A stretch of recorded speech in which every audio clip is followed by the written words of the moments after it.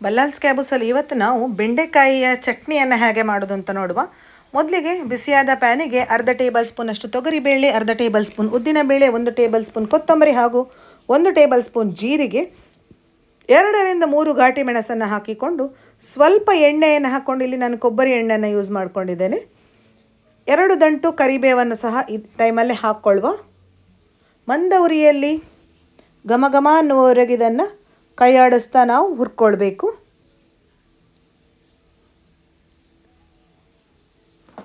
ನಂತರ ಇದಕ್ಕೆ 2 ಬೆಳ್ಳುಳ್ಳಿಯ ಎಸಳು ಕರೆಕ್ಟಾಗಿ ಹುರಿಲಿ, ಕೈ ಆಡಿಸ್ತಾ ಮಾಡಿಕೊಳ್ಳುವಂಥದ್ದು ಸ್ನೇಹಿತರೆ.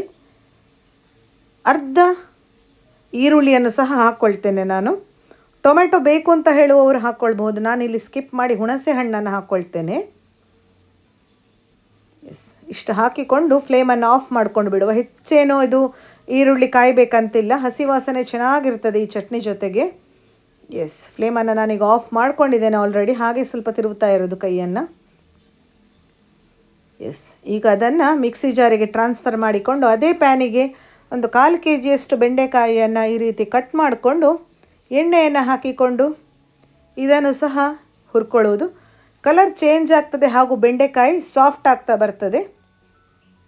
ಪೂರ್ತಿಯಾಗಿ ಈ ಥರ ರೆಡಿ ಆದಾಗ ಫ್ಲೇಮನ್ನು ಆಫ್ ಮಾಡಿಕೊಂಡು ತಣ್ಣಗಾಗಲಿಕ್ಕೆ ಬಿಡಿ. ಗಜ್ಜುಗ ಗಾತ್ರದಷ್ಟು ಹುಣಸೆ ಹುಳಿಯನ್ನು ಹಾಕ್ಕೊಂಡೆ. ಎಲ್ಲ ಇಂಗ್ರೀಡಿಯೆಂಟ್ಸ್ಗಳನ್ನು ಮಿಕ್ಸಿ ಜಾರಿಗೆ ಹಾಕ್ಕೊಳ್ಳುವ. ನೀರನ್ನು ಹಾಕದೆ ಗ್ರೈಂಡ್ ಮಾಡಿ, ಯಾಕಂದರೆ ಬೆಂಡೆಕಾಯಿ ನವಳಿಯಾಗಿರುವುದರಿಂದ ನೀರಿನ ಅವಶ್ಯಕತೆ ಇಲ್ಲ ಸ್ನೇಹಿತರೆ. ರುಚಿಗೆ ತಕ್ಕಷ್ಟು ಉಪ್ಪನ್ನು ಹಾಕಿಕೊಂಡು ಒಂದು ಸುತ್ತು ತಿರುಗಿಸಿದರೆ ನಮ್ಮ ರುಚಿಯಾದ ಬೆಂಡೆಕಾಯಿ ಚಟ್ನಿ ಸಿದ್ಧವಾಗಿದೆ. ನಾನು ಆವಾಗಲೇ ಹೇಳಿದ ಹಾಗೆ ಒಂದು ಸ್ವಲ್ಪ ಲೋಳೆ ಅಂಶ ಇರೋದ್ರಿಂದ ಸ್ವಲ್ಪ ñೋಳಿ ಬರ್ತದೆ, ತೊಂದರೆ ಇಲ್ಲ. ತುಂಬಾ ಅದ್ಭುತವಾದ ರೆಸಿಪಿ ಇದು. ಒಗ್ಗರಣೆಗೆ ಇಲ್ಲಿ ತೆಂಗಿನ ಎಣ್ಣೆ ಜೊತೆಗೆ ಬೆಳ್ಳುಳ್ಳಿ, ಕರಿಬೇವು, ಸಾಸಿವೆಯನ್ನು ಹಾಕ್ಕೊಂಡೆ, ಸ್ವಲ್ಪ ಇಂಗನ್ನು ಆ್ಯಡ್ ಮಾಡ್ಕೊಂಡಿದ್ದೇನೆ. ಇಷ್ಟನ್ನು ಮಾಡಿದರೆ ಮಧ್ಯಾಹ್ನದ ಊಟ ಅಂತೂ ಸೂಪರ್ ಟೇಸ್ಟಿ ಸ್ನೇಹಿತರೆ. ವಿಡಿಯೋ ಇಷ್ಟ ಆದರೆ ವಿಡಿಯೋಕ್ಕೊಂದು ಲೈಕ್ ಕೊಡಿ. Thanks for watching.